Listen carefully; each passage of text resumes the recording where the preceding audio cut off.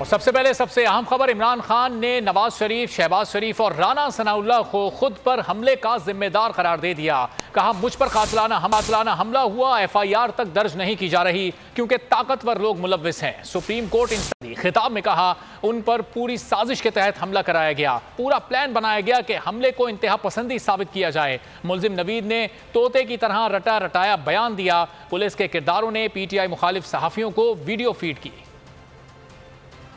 इमरान खान ने नवाज शरीफ, शहबाज शरीफ और राना सनाउल्लाह को खुद पर हमले का जिम्मेदार करार दे दिया है। कहा, मुझ पर कातिलाना हमला हुआ, उसकी एफआईआर तक दर्ज नहीं की जा रही क्योंकि इसमें ताकतवर लोग मुलव्विस हैं। सुप्रीम कोर्ट मुझे इंसाफ दिलवाए, इमरान खान ने दरखास्त कर दी। खिताब में उन्होंने कहा कि उन पर पूरी साजिश के तहत हमला कराया गया।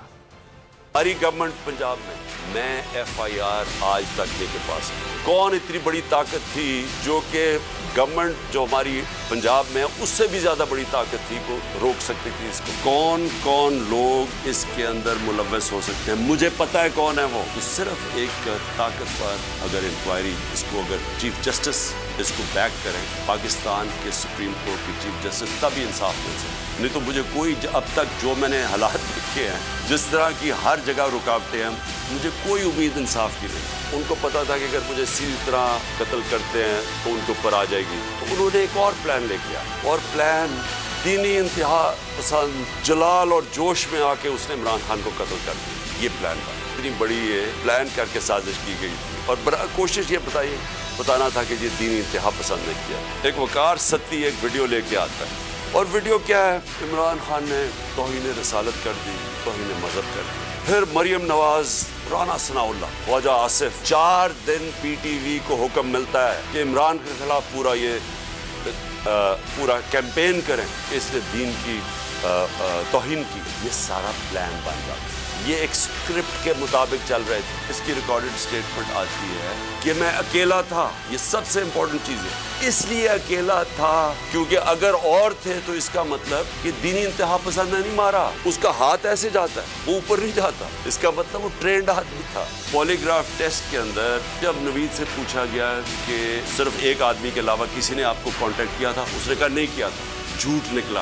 दूसरा इससे सवाल पूछा गया कि क्या आपको ट्रेनिंग थी पिस्टल शूटिंग की? उसने कहा कोई ट्रेनिंग नहीं थी। वो फिर झूठ साहब आ गया पॉलीग्राफ के ऊपर। तो कौन सा पुलिस एक स्टेटमेंट उसकी रिकॉर्ड करके तो जाके सिलेक्टेड लोगों को देती है, वो जो कि मुखालिफ है तहरीक इंसाफ के, उन रिपोर्टर्स को देते हैं जो हमारे खिलाफ है। डीपीओ जो स्टेटमेंट रिकॉर्ड कराता है उसकी, वो सबसे पहले जाती है उन रिपोर्टर्स को जो कि सबको पता है कि इस वक्त तहरीक इंसाफ के मुखालिफ। अगर आपको ये वीडियो पसंद आई है तो हमारे चैनल को सब्सक्राइब करें और बेल आइकॉन पर क्लिक करें। 2022 बहुत सारे तोहफे भी देके गया पाकिस्तान की आवाम को। पाकिस्तान की आवाम को एक तोहफा ये दिया कि आवाम को पता चल गया कि पाकिस्तान का मीडिया क्या है। हक और सच का सफर साल 2022 में बोल रहा नंबर 1। हमने बहुत सारे शोज और ट्रांसमिशंस की, पूरा साल मुसलसल जदोजहद में निकल गया कि ये वोट ऑफ कॉन्फिडेंस के पीछे कौन लोग थे।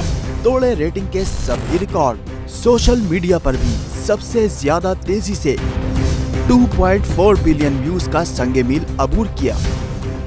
एंकर्स को भी आवाम में सबसे ज्यादा मकबूलियत मिली और सोशल मीडिया पर भी बोल रहा सब पर भारी।